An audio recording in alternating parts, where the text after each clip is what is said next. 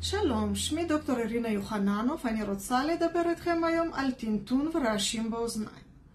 מה הסיבות לרעשים האלו ועל שיטות הטיפול? כאשר אדם מרגיש רעש באוזניים, הוא קודם כל הולך לרופא אף אוזן גרון, ורופא בודק מה הסיבה לרעשים האלו.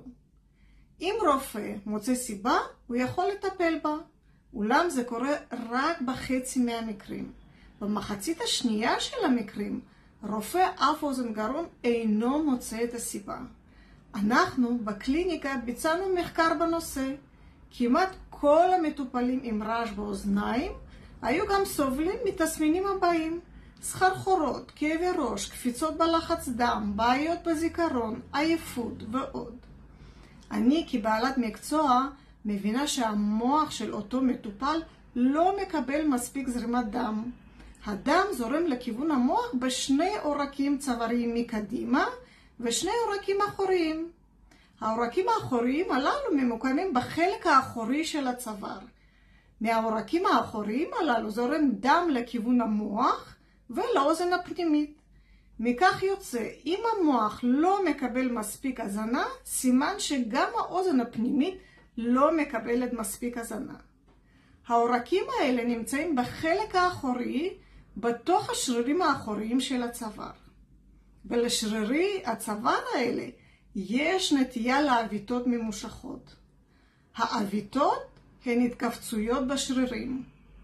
ושרירי הצוואר הדפוסים האלה דוחסים את עורקי החוליות שדרכם זורם הדם לכיוון המוח ואוזן הפנימית. ותוצאה מכך האוזן הפנימית לא מקבלת מספיק דם והתפקוד שלו נפגם. הסתבר שלכל בעיות הללו גורם צוואר תפוס. אדם סובל מרעשים באוזניים והסיבה לכך צוואר תפוס. זאת גם הסיבה מדוע רופא אף אוזן גרון בחצי מהמקרים לא מצליח לטפל ברעשים באוזניים. הבעיה היא לא באוזן עצמה, הבעיה היא בצוואר. אז כיצד ניתן לטפל בכך? צריך לשחרר את שרירי הצוואר על מנת שהם יספקו את הדם לעורקים. לשחרר את הצוואר אנחנו ממשיכים בכמה טכניקות. אקופונקטורה. טכניקה אחת זה עיסוי על הנקודות דיקור שמשתמשים ברפואה סינית. השיטה היא ידידותית. עיסוי בנקודות האלה עוזר להרפות את השרירים.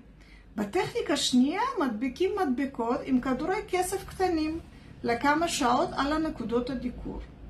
זה מייעל את הטיפול, וזה גם להרפיית שרירי הצוואר.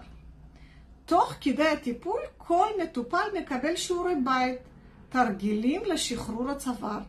אנחנו מלמדים אותו במהלך הטיפול. התהליך הטיפולי נמשך כ3 חודשים, סך הכל 9 טיפולים. 5 טיפולים ראשונים פעם בשבוע ועוד 4 פעם בשבועיים. את התוצאות הראשונות כבר רואים אחרי שבוע השני. המטופל מרגיש הקלה ברעשים. הטיפולים מתאימים לאנשים שכבר ביקרו אצל אף אוזן גרון ולא מצאו להם פתרון לבעיה.